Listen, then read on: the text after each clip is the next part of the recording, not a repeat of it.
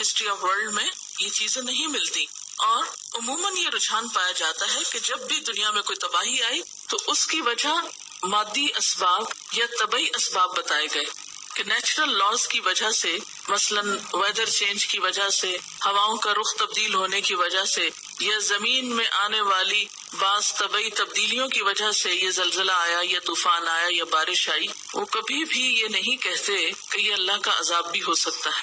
لیکن اللہ تعالیٰ یہاں کیا فرماتے ہیں کہ بعد کی اقوام کیوں نہیں سوچتی کہ پہلے لوگ اپنے گناہوں کی وجہ سے پکڑے گئے تھے. کہیں تاریخ میں لکھا ہوا ملتا ہے آپ کو کہ فلاں قوم جو ملیا میٹ ہو گئی اس کی بنیادی وجہ یہ تھی کہ وہ اللہ کی بہت نافرمان تھی، ان میں بڑی بڑی خرابیاں تھیں؟ کبھی پڑھا آپ نے کسی تاریخ کی کتاب میں؟ نہیں پڑھا، ایسا لکھا ہی نہیں ہوتا.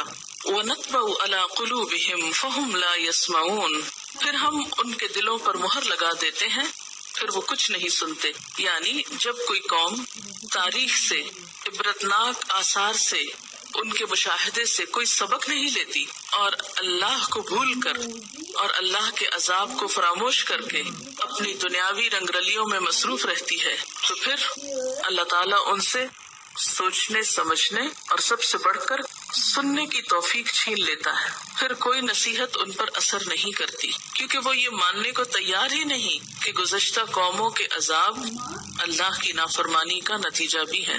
تلک القری، یہ بستیاں، نقص علیک من انبائها، ہم آپ پر ان کی خبروں میں سے پڑھ کر سناتے ہیں.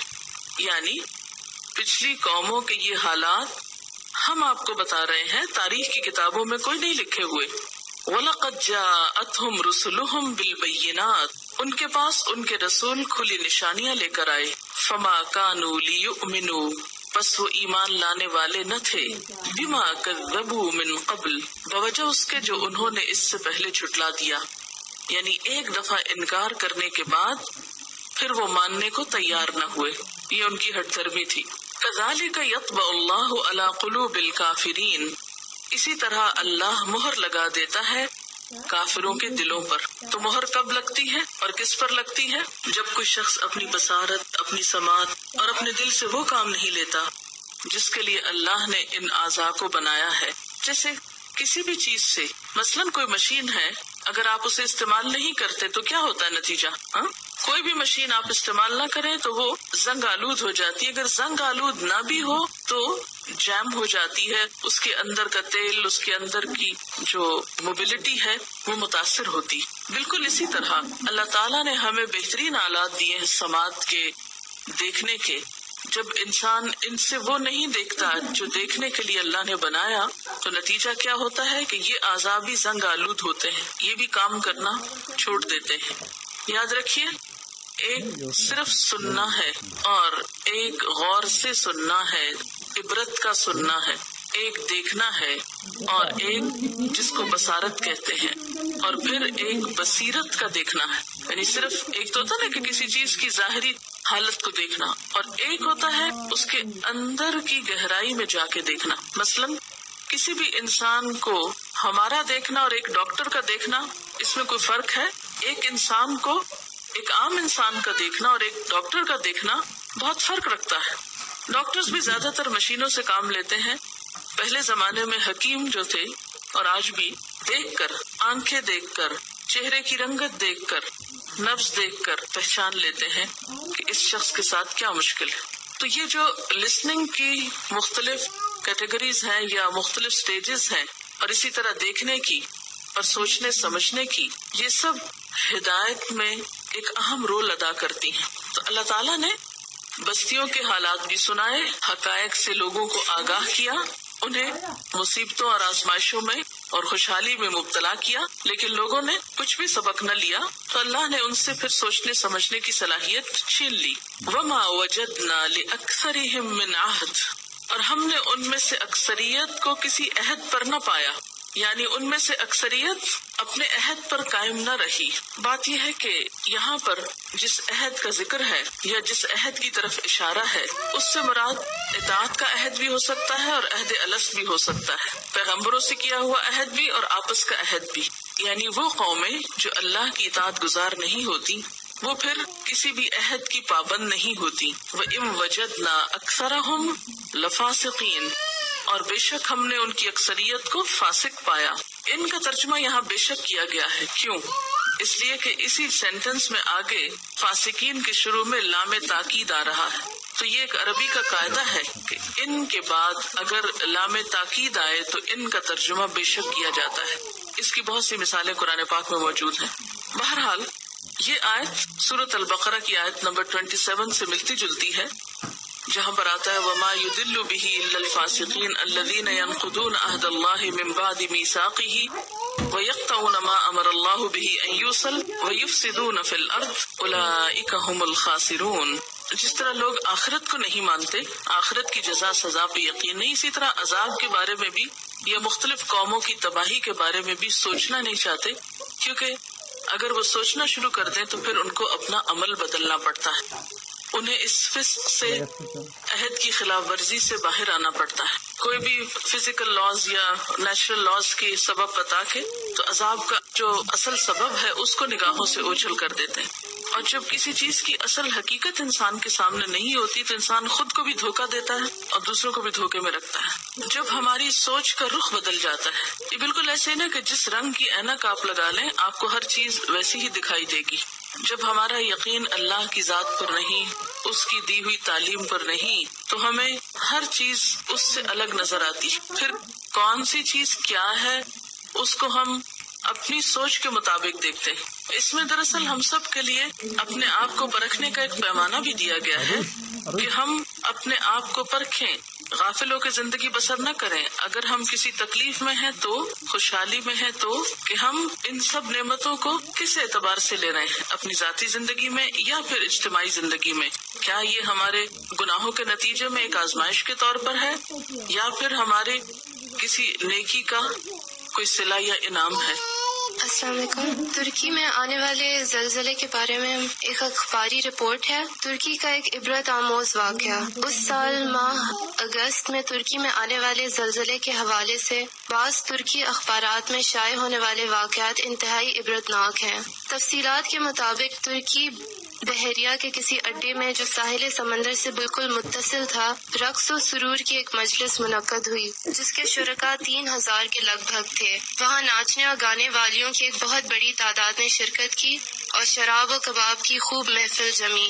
اس فنکشن کے لیے اسرائیل سے خصوصی طور پر یہودی ناچنے اور گانے والی لڑکیاں درآمد کی گئیں جو انتہائی بے حیا تھیں. فنکشن میں 30 سے زائد ترکی جنرل شریک تھے. بتایا جاتا ہے کہ اس وقت جبکہ انتہائی بے حیائی اور فحش مناظر پر مبنی مجلس جاری تھی کہ ایک ترکی جنرل نے ایک کیپٹن کے ذریعے قرآن کریم کا ایک نسخہ منگوایا اور اس سے پڑھنے کو کہا. جب اس نے پڑھا تو اس سے اس کی تفسیر پوچھی تو اس نے لا علمی کا اظہار کیا. اس کے بعد مذکورہ جنرل نے قرآن کریم کے اس نسخے کو لے کر پھاڑ کر ناچتے ہوئے یہودی اور ترکی لڑکیوں کے پاؤں کے نیچے ڈال دیا. ساتھ یہ بھی کہا کہ اس قرآن کو نازل کرنے والا کہاں ہے، حالانکہ اس میں یہ بھی ہے کہ ہم نے اس قرآن کو نازل کیا اور ہم ہی اس کی حفاظت کرنے والے ہیں. اس قرآن کو اتارنے والا کہاں ہے جو اس کی حفاظت اور اس کا دفاع کرے.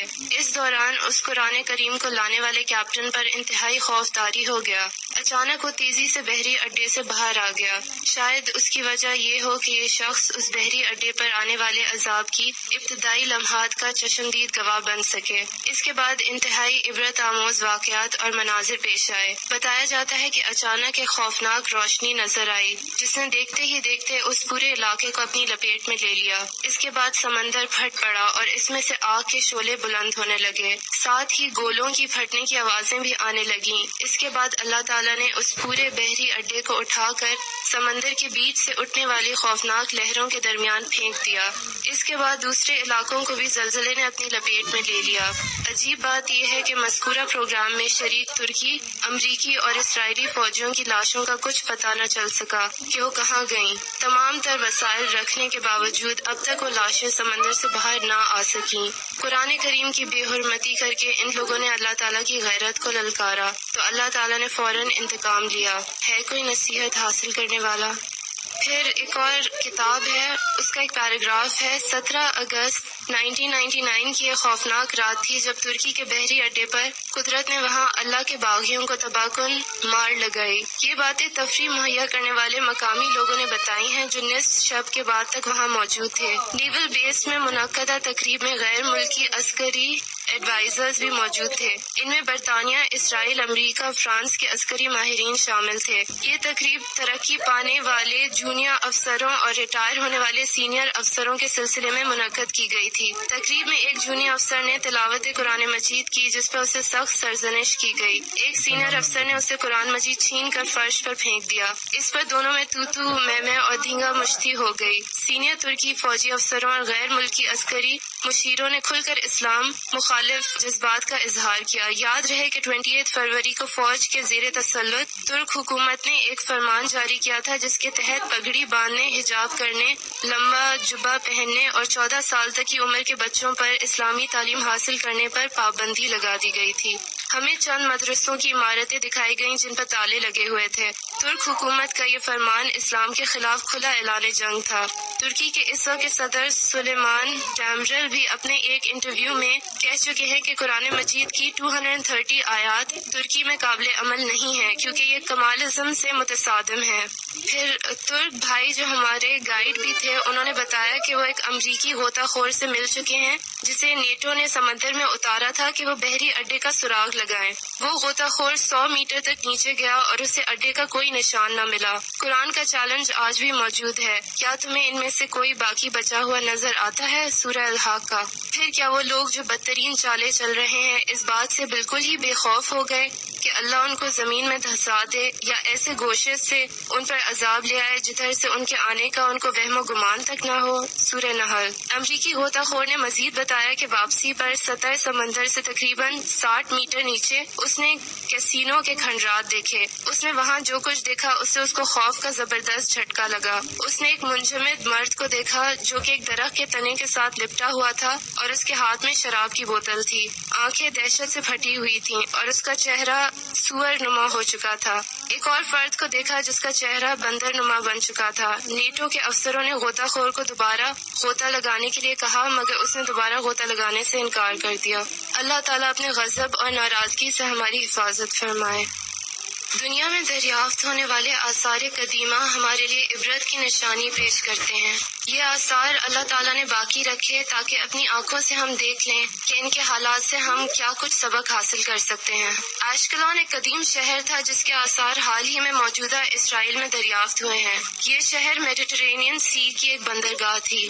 اس سرزمین میں کئی قومیں آباد ہوئیں اور پھر برباد ہوئیں۔ یہاں سے ملنے والے آثار اس المناک تاریخ کی منہ بولتی تصویر ہیں۔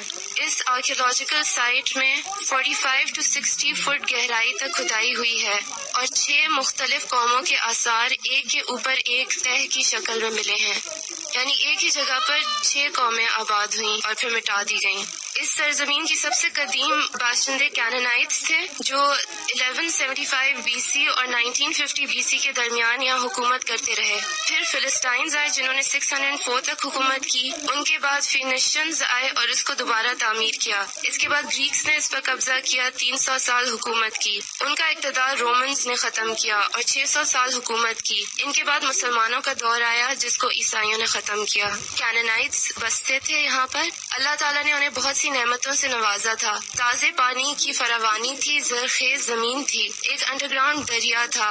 یہ لوگ زیتون، گندم، شراب اور مویشیوں کی تجارت کرتے تھے۔ اس کے علاوہ یہ لوگ کافی ہنرمند تھے، خاص طور پر مضبوط عمارتیں اور فورٹیفائڈ شہر بنانے میں ان کا کوئی ثانی نہ تھا۔ ان کا شہر ایک بڑا کاسموپولیٹن شہر تھا۔ اس کی حفاظت کے لیے بنائے جانے والی دیوار کا 900 فٹ لمبا حصہ دریافت ہوا ہے۔ کھدائی کے دوران ایک سلور کوٹڈ برونز بت بھی ملا ہے جس کی یہ عبادت کرتے تھے۔ اس بت کا ایک شرائن بھی تھا، یعنی مزار، جس پر لوگ سفر پر جاتے تھے اور سفر سے واپسی پر شاید رکتے اور اس سے حفاظت کی دعا کرتے۔ اللہ تعالیٰ نے ان پر نعمتوں کی فراوانی کی، لیکن پھر ان کے گناہوں کی وجہ سے دوسری قوم ان پر مسلط کر دی گئی۔ اس سے اتنی ریلیونٹ آیت ہے سورہ انعام کی آیت 6 جس کا ترجمہ ہے، کیا انہوں نے دیکھا نہیں کہ ہم نے ان سے پہلے کتنی جماعتوں کو ہلاک کر دیا جن کو ہم نے دنیا میں ایسی قوت دی تھی کہ تم کو وہ قوت نہیں دی، اور ہم نے ان پر خوب بارشیں برسائیں اور ہم نے ان کے نیچے سے نہریں جاری کی، پھر ہم نے ان کے گناہوں کے سبب انہیں ہلاک کر ڈالا اور ان کے بعد دوسری جماعتوں کو پیدا کر دیا۔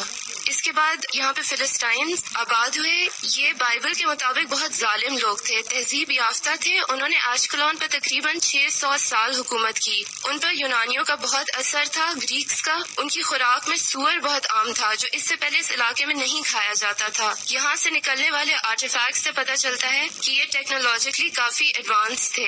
اس قوم پر بخت نصر نے حملہ کیا اور 604 BC میں تباہ کر دیا اور ان کے لوگوں کو غلام بنا لیا. ان کے بعد فینیشنز کا دور آیا. یہ لوگ تجارت کرتے تھے. اس دور کے آثار میں ایک کتوں کا قبرستان ملا ہے جس میں 1000 کتے دفن ہیں. اس سے لگتا ہے کہ کتوں کو مقدس سمجھتے تھے. ان کے ہاں کوئنز کا استعمال ہوتا تھا. ان کا دور 200 سال باقی رہا. پھر گریکس کا دور آیا. اس کے بعد سکندر اعظم کا دور تھا جس نے تقریباً 300 سال حکومت کی اور پھر رومن فرما روا نے اس شہر پر قبضہ کر لیا اور اس کو تباہ کر دیا. اس کے بعد رومنز کا دور آیا. اس میں دوبارہ اس شہر کو تعمیر کیا گیا. انہوں نے یہاں ولاز، تھیٹرز اور بڑی بڑی عمارتیں بنائی. کہتے ہیں کہ ہیروڈ اس شہر میں پیدا ہوا تھا اور اس نے رومن بادشاہوں کو خوش کرنے کے لیے پیلسز، فاؤنٹنز، باتھس وغیرہ بنائے. اس دور میں آشکلون نے بہت مادی ترقی کی اور تجارت کو بہت فروغ ملا. خاص طور پر شراب، زیتون کا تیل، کھجوریں، مہندی وغیرہ. ان کی اخلاقی حالت بہت خراب تھی. ایک ولا سے نکلنے والے لیمپس کے اوپر بہت شرمناک تصویریں بنی ہوئی ملی ہیں. ایک اور جگہ سے ایک بڑی سوئج لائن سے 9 مولود بچوں کے ڈھانچے بھی ملے ہیں. آخری دور میں جب یہ علاقہ عیسائی اثر میں آ گیا تو یہاں مناسٹریز وغیرہ بننی شروع ہو گئیں. پھر اسلامک پیریڈ آیا. 7ویں صدی 640 AD میں مسلمانوں نے اس پر قبضہ کر لیا. 500 سال تک آشکلون پر مسلمانوں نے حکومت کی. انہوں نے اپنا شہر پرانے شہر کی بنیادوں پر بنایا، یعنی جو قلعے کے ریمپارٹس پرانے تھے انہی پر پھر نئی تعمیر ہوئی. 12ویں صدی میں کروسیڈز کے دوران عیسائیوں نے حملہ کر کے اس پر قبضہ کر لیا.